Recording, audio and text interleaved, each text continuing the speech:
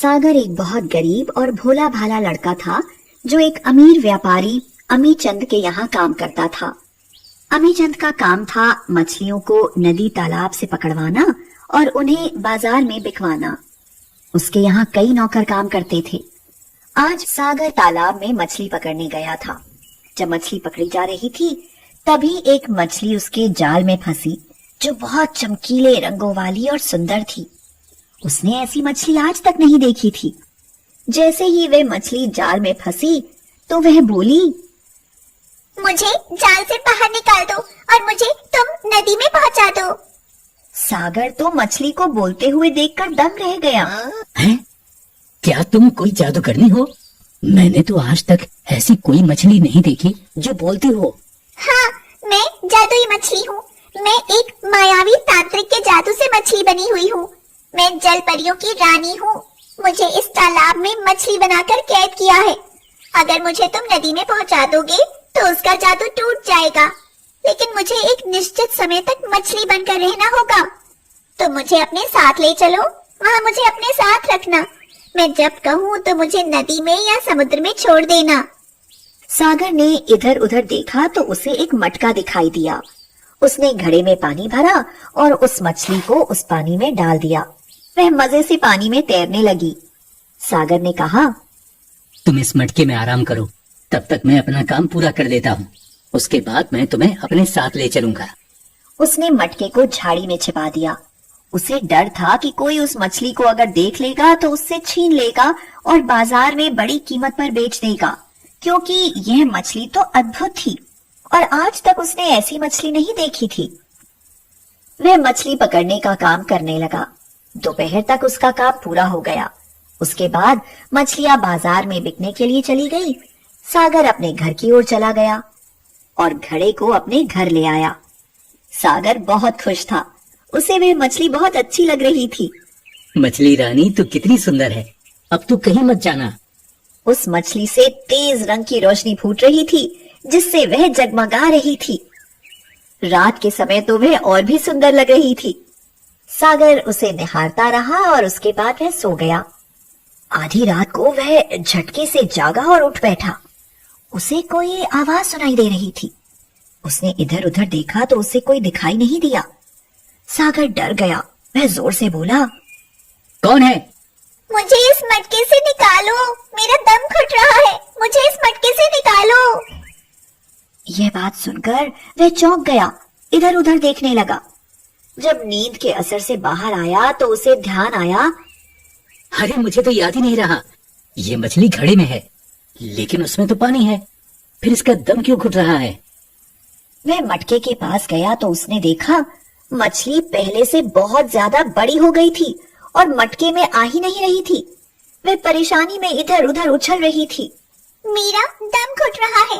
मुझे इस मटके से निकालो और मुझे बड़े से टैंक में डालो। मेरे यहाँ टैंक कहाँ है? मैं तो झोपड़ी में रहता हूँ। मछली के मुंह से एक जगमगाती हीरे की अंगूठी निकली। इस अंगूठी को पहनो और कहो, जल्दी से मछली के लिए टैंक वाला घर बन जाए। सागर ने अंगूठी को पहन लिया और बोला, मछली के लिए टैंक वाला अच्छा सा घर बन जाए। तुरंत ही वहाँ पर एक आलीशान मकान बन गया और उसमें एक बड़ा सा टैंक रखा था। सागर ने उस टैंक में मछली को डाल दिया।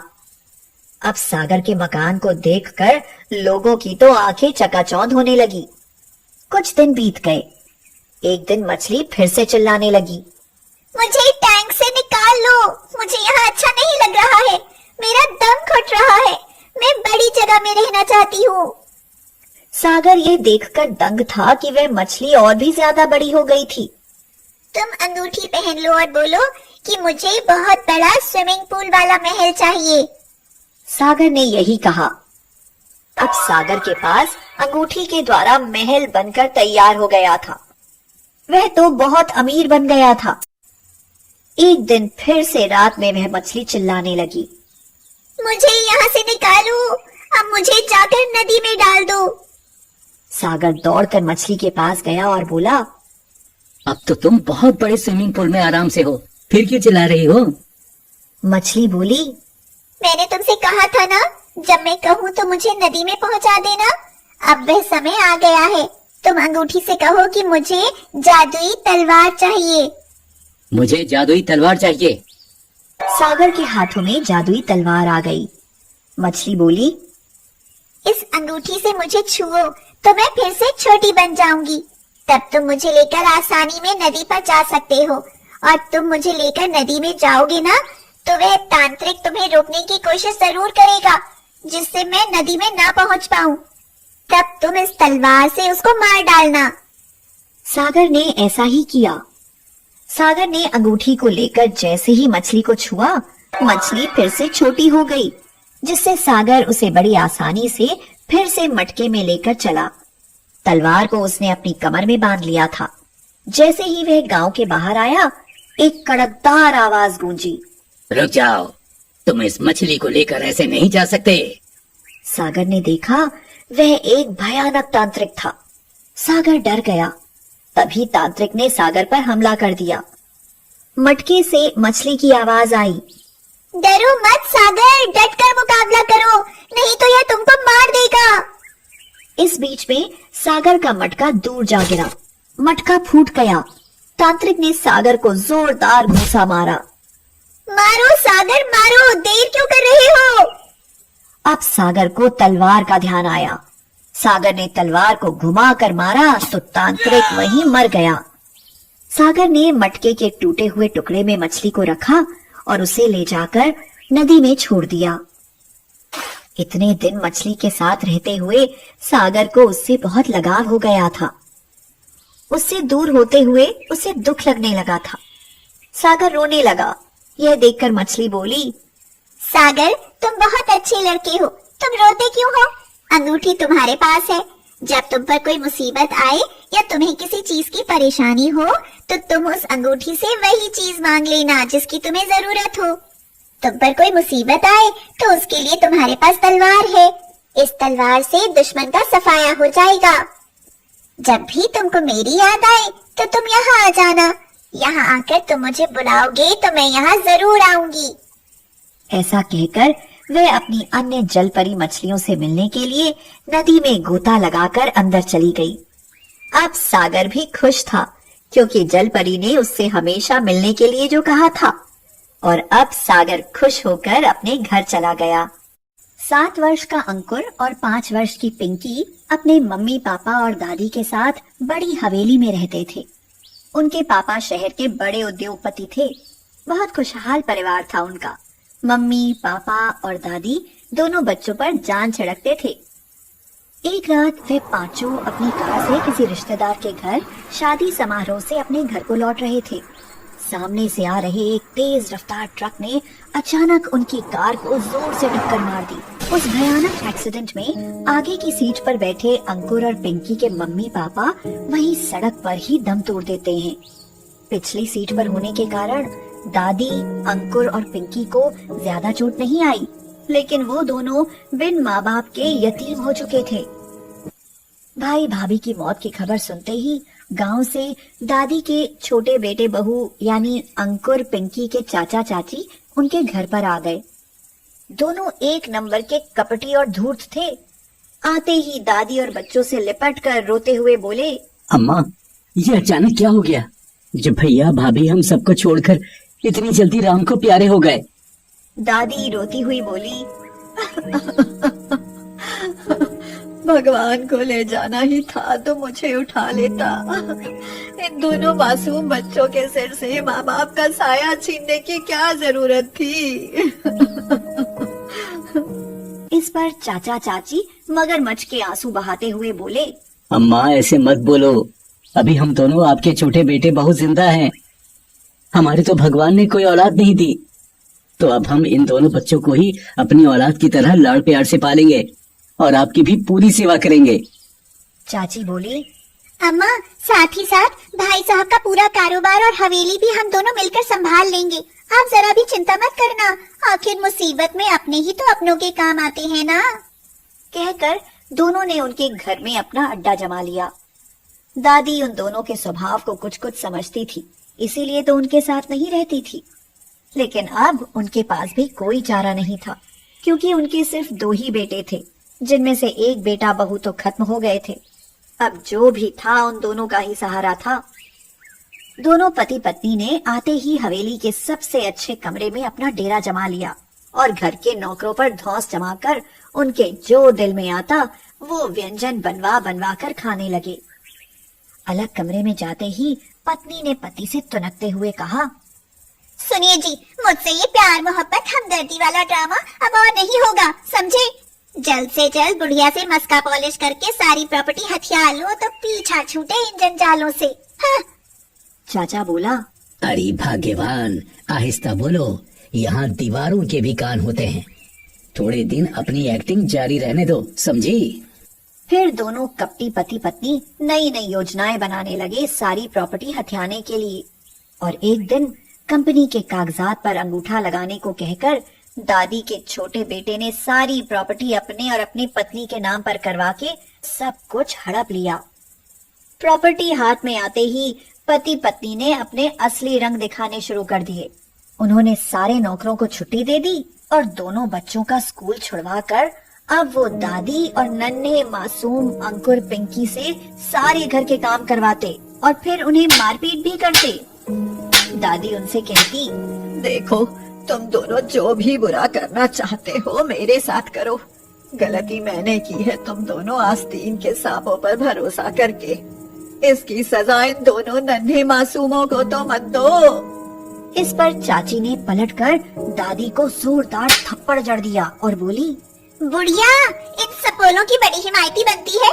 कभी इतनी हिमायत हमारे साथ भी दिखाई होती। इस पर बिगड़ते हुए चाचा बोला, अरे नहीं नहीं, अम्मा का तो बस एक ही बेटा था, इन सपोलों का बाप। हमारी अहमियत तो कभी इनकी नजर में थी ही नहीं। चाची तुनक कर बोली, हाँ, इसीलिए अपनी करनी का किया भुगतेंगे अब ये तीनों। हाँ, चल बुढ़िया, जल्दी जल्दी हाथ चला, वरना खाने भी नहीं दूंगी तीनों को। हाँ। इस तरह हर रोज उन तीनों को छलते रहे दोनों पति पत्नी। बच्चे अपने माँ बाप को याद करके और अम्मा अपने बड़े बेटे बहू को याद कर चुप चुप के रोया करते। कई महीने इसी तरह चलता रहा और एक दिन दादी के हाथ पैर में कोढ़ निकल आया तो उनके बेटे बहू ने दादी को तहखाने में बंद कर दिया और भूखी प्यासी मरने को छोड़ दिया और बच्चों से सारा काम करवाने लगे। जुल्म सितम से तंग आकर दोनों बच्चों ने एक रात मौका देखकर चुपचाप तहखाने में जाकर दादी को कमरे से बाहर ले आए और तीनों उस हवेली से रातों रात भाग निकले। तीनों रात के अंधेरे में भागते भागते शहर से दूर सुबह तक किसी गांव के पास वाले सुनसान जंगल में पहुंच गए। उस जंगल में कहां जाएं, उन्हें कोई रास्ता नहीं सूझ रहा था। तीनों बहुत थक गए थे और दादी का प्यास से गला सूख रहा था। दादी तो वहीं लेट गई तो अंकुर और पिंकी पानी की तलाश में यहाँ वहाँ भटकने लगे। तभी पिंकी की नजर एक पुराने से कुएं पर पड़ी। दोनों दौड़कर कुएं के पास पहुंचे तो कुएं के बाहर उन्हें एक सुनहरी मछली पानी के लिए तड़पती नजर आई। अंकुर और पिंकी ने उस मछली को उठाकर कुएं के पानी में डाल दिया। तभी एक चमत्कार हुआ और उस कुएं से एक बहुत सुंदर परी बाहर निकली। उसने बच्चों से कहा, शुक्रिया बच्चों, तुम दोनों की वजह से मुझे मेरा रूप वापस मिला। मैं पाताल परी हूँ। बहुत वर्ष पहले मैंने यहीं पर तपस्या करने वाले एक ऋषि मुनि जी पर इस कुएं का जल छिड़क कर उनकी तपस्या भंग कर दी थी, जिस वजह से उन्होंने मुझे श्राप देकर मछली बना दिया। मैं तब से जल के पास होकर भी जल के लिए तड़पती रही और आज तुम मासूम निष्पाप बच्चों की वजह से मुझे उस श्राप से मुक्ति मिली। बच्चों बताओ, तुम लोग इस जंगल में क्या कर रहे हो? तो बच्चों ने रोते रोते सारी बात पाताल परी से बता दी, जिसे सुनकर परी को बहुत दुख हुआ। उसने अपनी छड़ी से कुएं को छुआ तो वह कुआं सोने का बन गया और उसमें सुनहरा पानी लबालब भर गया। तब परी ने बच्चों से कहा, यह जादुई सोने का कुआं है। अब इसका पानी जो भी पिएगा उसे कभी कोई रोग नहीं होगा। वो हमेशा सुंदर और तंदुरुस्त बना रहेगा और जो कोई इस पानी से स्नान कर लेगा उसकी सारी बीमारियां समाप्त हो जाएंगी। इस कुएं का पानी कभी खत्म नहीं होगा। फिर परी ने बच्चों को एक जादुई छड़ी देते हुए कहा, इससे जो भी मांगोगे यह तुमको देगी और तुम तीनों की हर दम रक्षा करेगी। और अगर इसे कोई चुराने की कोशिश करेगा तो यह उसकी मरम्मत भी करेगी। फिर परी ने अपने जादू से उन तीनों के लिए एक बहुत सुंदर सा घर बनाया। ऐसा कर कर परी वहां से अदृश्य हो गई। अंकुर और पिंकी फटाफट कुएं का पानी अंजलि में लेकर दादी के पास आए और दादी को थोड़ा पानी पिलाया। दादी तो फटाफट उठ बैठी। फिर दादी को कुएं के पास ले जाकर पानी उनके ऊपर छिड़का तो चमत्कार हो गया। दादी का कुष्ठ रोग बिल्कुल ठीक हो गया और वो तीनों उस आलीशान मकान में रहने लगे। उनके आलीशान घर को देखकर पास के गांव वाले भी वहीं आकर बस गए। दादी, अंकुर और पिंकी उस जादुई कुएं के पानी से सबकी बीमारी ठीक करते और जादुई छड़ी से धन मांगकर जरूरतमंद लोगों की मदद किया करते। इस वजह से वे तीनों बहुत लोकप्रिय बन गए और उधर चाचा चाची को उनके किए की सजा मिली। उन दोनों को कोढ़ कुष्ठ रोग हो गया और उस जादुई सोने के कुएं की महिमा सुनकर वो दोनों भी वहां ठीक होने आए। लेकिन जादुई छड़ी उन्हें देखते ही उन दोनों पर इतना बरसी कि चाचा चाची की हड्डी पसली एक हो गई। उन दोनों ने दादी, अंकुर और पिंकी से माफी मांगी तो उन्होंने माफ करके पानी उनके ऊपर छिड़का और वो स्वस्थ हो गए। उसके बाद चाचा चाची ने सारी प्रॉपर्टी अंकुर और पिंकी के नाम कर दी और सच्चे मन से उन दोनों को अपने बच्चे मानने लगे। अब उनका परिवार फिर से पूरा और खुशहाल बन गया था। एक गांव में सूरज अपनी माँ के साथ रहता है। सूरज के पिता की मृत्यु बहुत पहले ही हो गई थी। उसके घर का सारा खर्च उसकी माँ लता दूसरों के घरों में काम करके चलाती है। अब तो उसकी माँ दिन प्रतिदिन बीमार रहने लगी। माँ, आप काम करना बंद कर दो, आप इतना बीमार रहती हैं। बेटा, अगर मैं काम पर नहीं जाऊंगी तो घर का खर्च कैसे चलेगा? हम भूखे मर जाएंगे। माँ, मैं कुछ काम कर लूंगा या तो कहीं मजदूरी कर लूंगा। बेटा, तू अभी बहुत छोटा है, काम कैसे करेगा? और कोई तुझे काम देगा भी नहीं। इतना कहकर सूरज की माँ अपने काम पर चली जाती है। दिन भर वह दूसरों के घरों में काम करती और इधर सूरज दिन भर घर में अकेला रहता।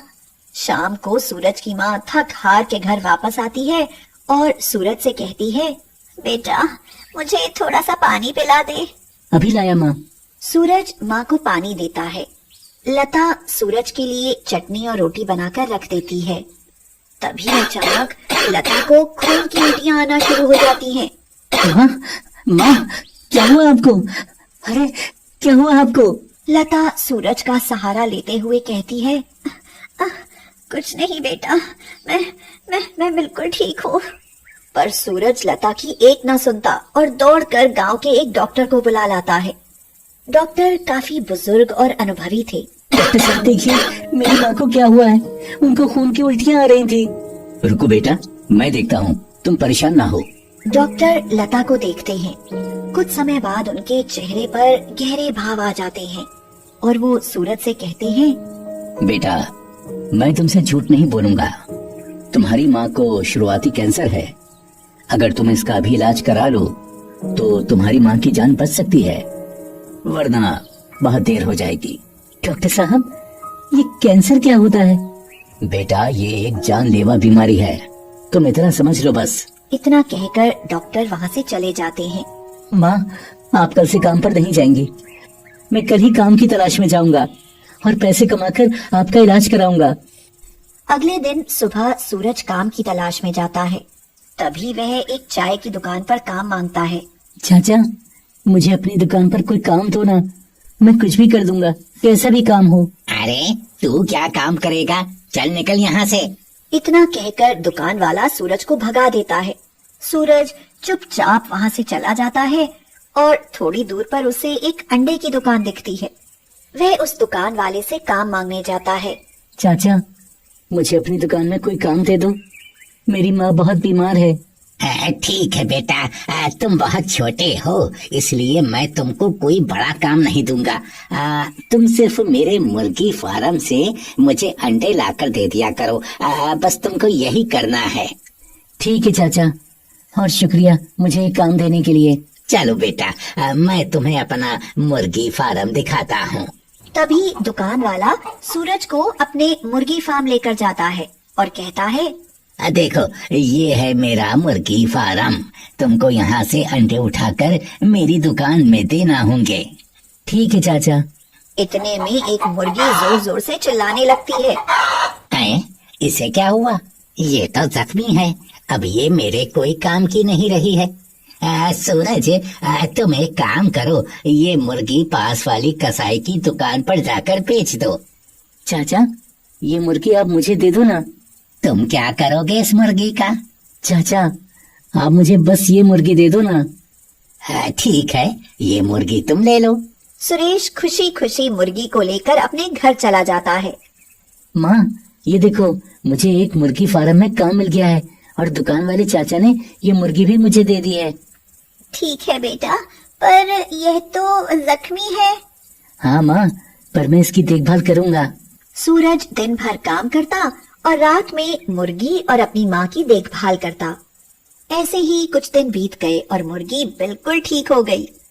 पर लता की तबीयत दिन ब दिन बिगड़ती चली जा रही थी। सूरज के पास पैसे भी नहीं थे जिससे वह अपनी माँ की दवा करवा सके। तभी वह लाला राम के पास कुछ पैसे उधार लेने जाता है। लाला राम बहुत ही चालाक व्यक्ति है। वह सोचता है कि सूरज का घर वह अपने नाम करवा लेगा और उसे कुछ पैसे दे देगा। और उसने ऐसा ही किया। सूरज का घर अपने नाम करवा लिया और उसके बदले में उसे कुछ पैसे दे दिए। सूरज उन पैसों से अपनी माँ का इलाज करवाता है और उसकी माँ की तबीयत में थोड़ा बहुत सुधार आने लगता है। तभी लाला राम वहाँ आता है और कहता है, ओ भाई, तुम्हारा वक्त पूरा हो गया और तुम पैसे नहीं चुका पाए। अब ये घर मेरा है, निकल जा घर से अपनी माँ को लेकर। वह सुरेश को धक्के देकर घर से बाहर निकाल देता है। ये क्या किया बेटा तुमने? अब हम कहाँ रहेंगे?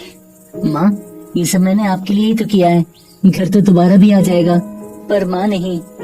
इतना कहकर वह अपनी मुर्गी और माँ को लेकर जंगल की ओर चल देता है। थोड़ी दूर चलने पर वह माँ को एक पेड़ के नीचे छांव में बैठा देता है। तभी उसकी मुर्गी जंगल की तरफ भागती चली जाती है और सूरज उसे पकड़ने के लिए उसके पीछे पीछे भागता चला जाता है। मुर्गी जंगल में बैठी एक जख्मी बूढ़ी औरत के पास रुकती है। सूरज भी वहीं रुक जाता है। सूरज जब उस बूढ़ी औरत की ओर देखता है तो अपनेपन के लहजे में उससे कहता है, दादी माँ, क्या हुआ आपको?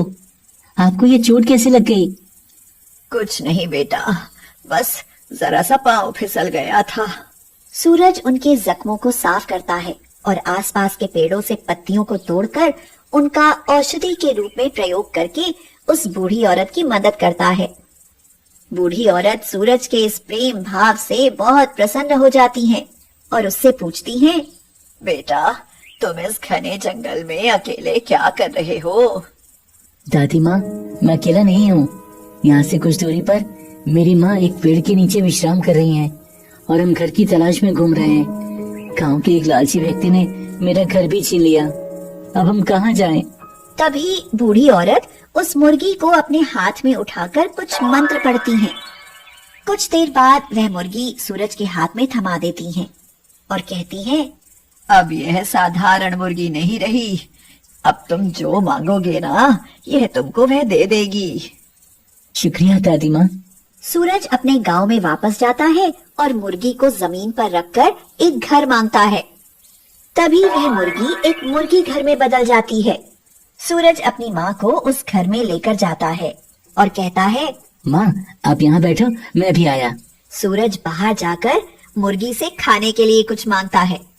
फिर वह अंदर आकर देखता है कि उसकी माँ के सामने अच्छे अच्छे पकवान रखे हैं। वह अपनी माँ को खाना खिलाता है और तभी उसकी माँ की तबीयत अचानक खराब हो जाती है।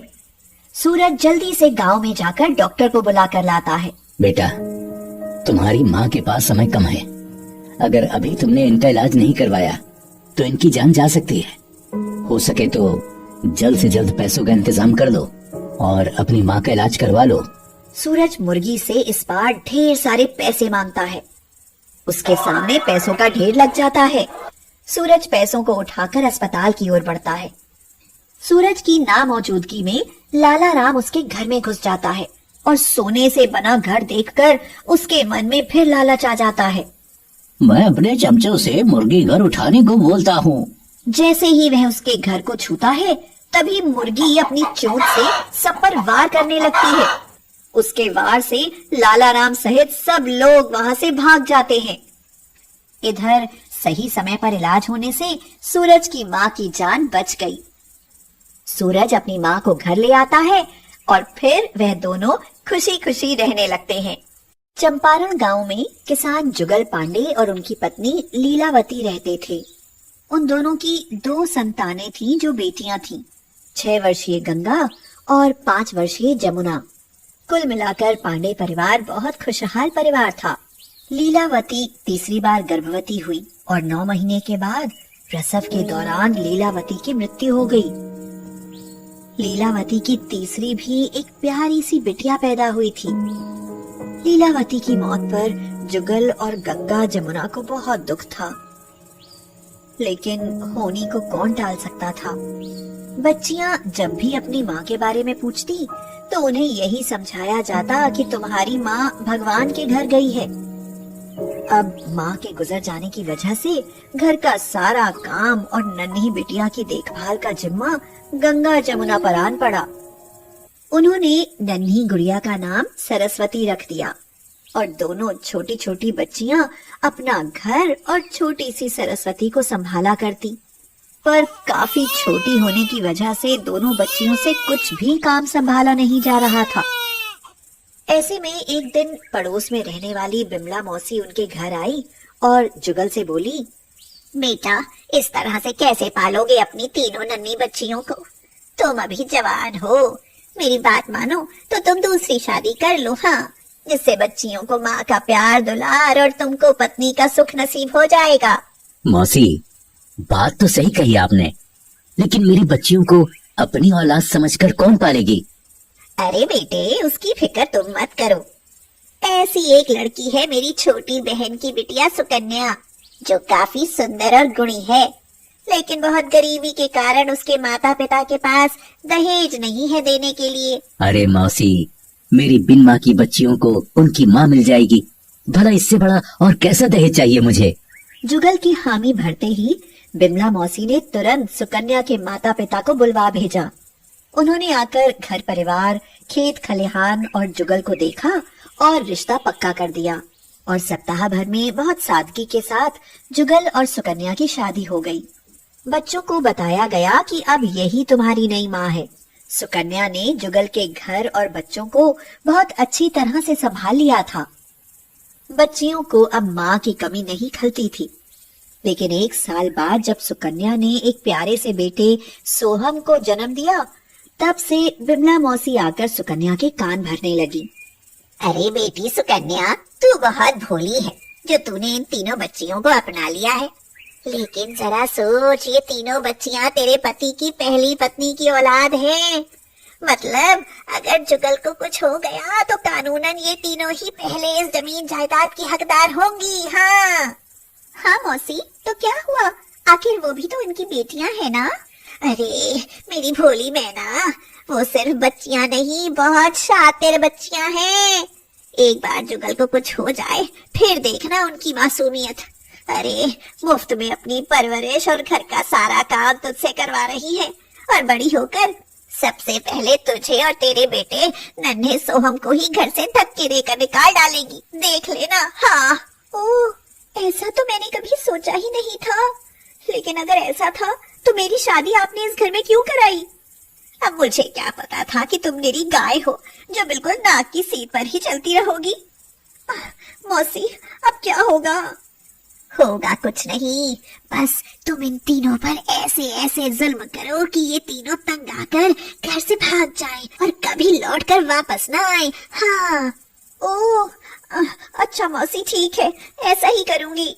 उसके बाद सुकन्या ने तीनों बच्चियों पर तरह तरह के जुल्म करने शुरू कर दिए। जुगल जब तक घर पर होते तब तक वह शांत रहती।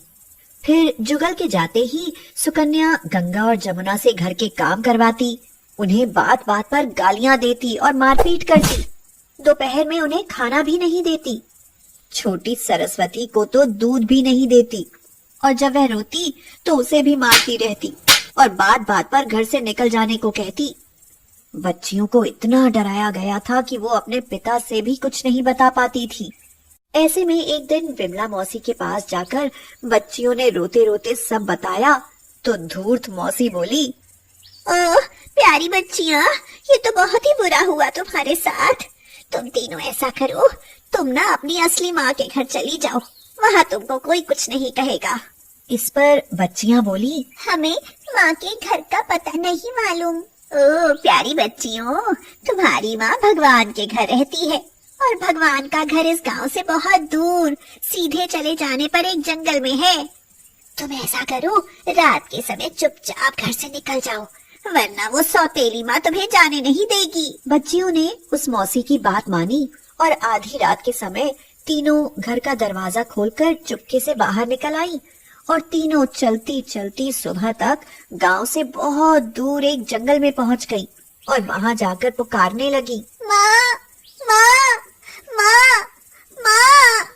उन्हें बहुत प्यास और भूख भी लगी थी। उनकी बुरी हालत देख और पुकार सुनकर वन देवी उनकी माँ के रूप में प्रकट हुई।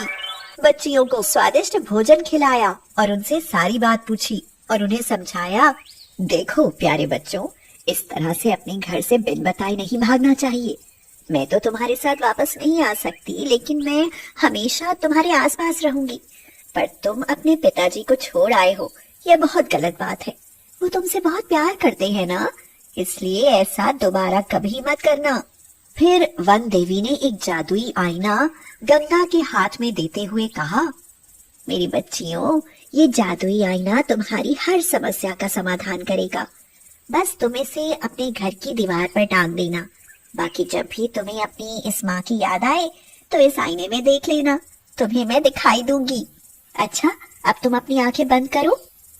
जब गंगा, जमुना, सरस्वती ने अपनी आंखें बंद करके खोली तो उन तीनों ने अपने आप को चंपारण गांव के अपने मकान के द्वार पर पाया, जहां उनके पापा बेहाल से बैठे उनकी प्रतीक्षा कर रहे थे।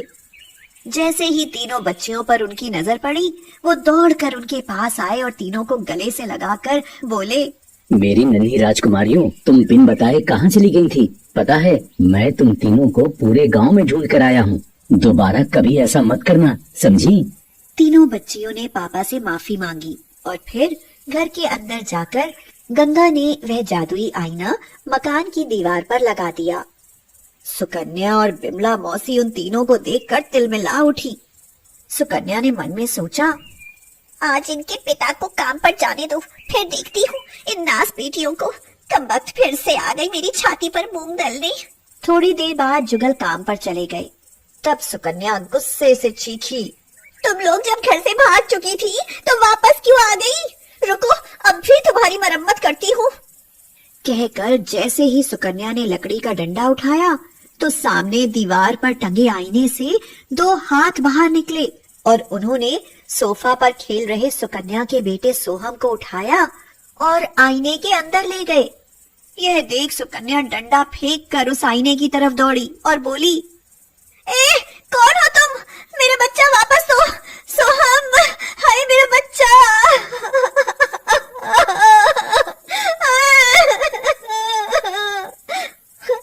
कहते हुए वह जोर जोर से रोने लगी। सुकन्या की चीख पुकार सुनकर विमला मौसी भी दौड़ी आई और बोली, आय हाय, क्यों चीख रही है सुकन्या? क्या फिर से इन करमजलियों ने कोई शरारत कर दी है? मौसी, मौसी मेरा बच्चा, मेरा सोहम इस आईने ने निगल लिया। मौसी, मेरा सोहम ला दो। क्यों री आफत की पुड़ियों, अब ये आईना कहाँ से उठा लाई हो?